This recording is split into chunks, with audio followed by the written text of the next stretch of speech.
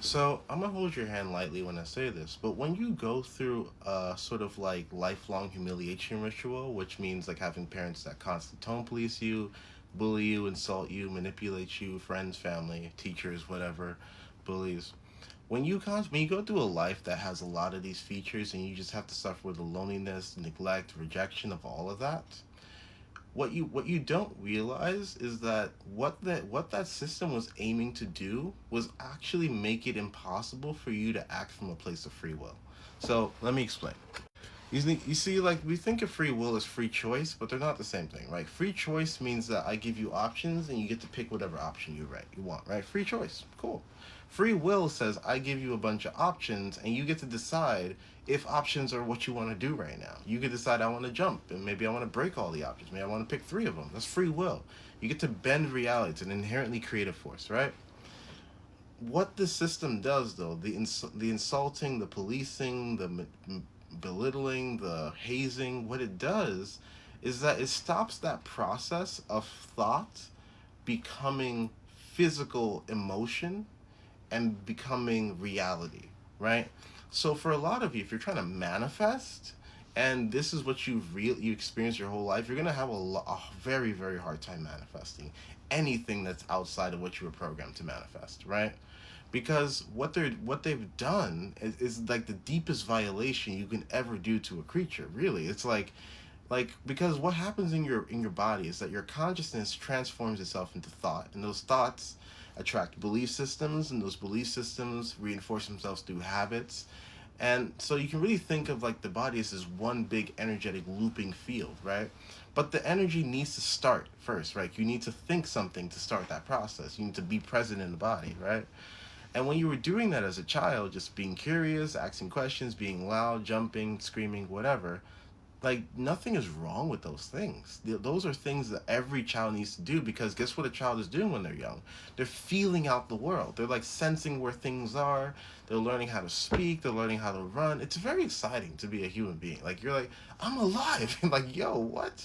And I think a lot of parents underestimate how crazy of a experience it is to be alive, right? Because they've also been traumatized.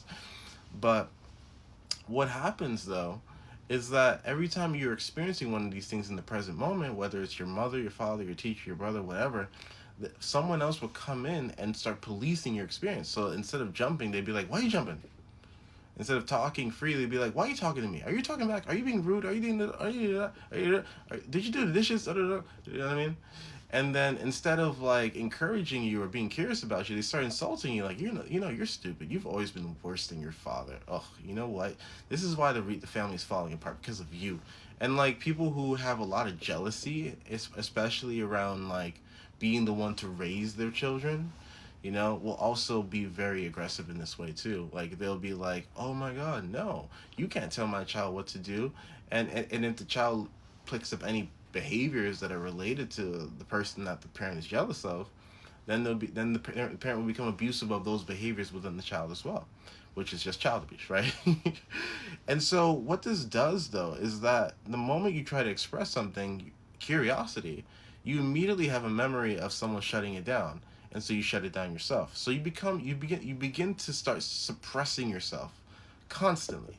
And if you're not allowing yourself to be in the flow, you can't actually experience your own free will.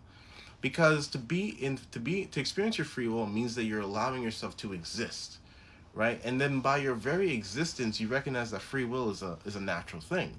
Like free will is something you recognize. It's like a knowing. Like you know that you are free will because you exist.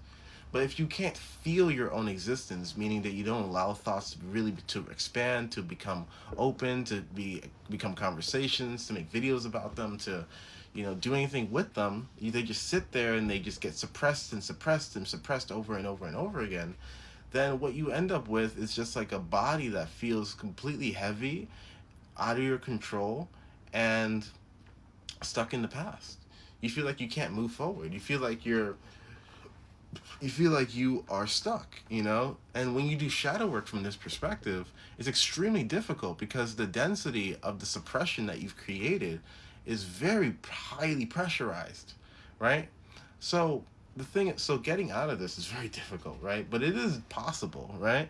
You have to devalidate the entire system, but the entire system is is very large, to say the least, right? Because you experienced it for like what, 20 years. 20 years of your life you were in like a place of constant ritual hazing and torture and torment. Yeah, that's going to be pretty hard to break overnight, but it's possible to break it over 5 years or a year or 3 years, 6 months. If you're interested in working with me to go through that, then hit me up. Maybe we can work something out. But if you want like a shadow work guide, I have something available for you in the Stand Store, written by my friend Liza. She is a shadow work coach. She's been doing it for over a decade, and she wrote a little guide to help people go through the process a little faster than she did. And I also have some other stuff available in the Stand Store if you're interested. But yeah, let me know if you guys want a part two, and peace.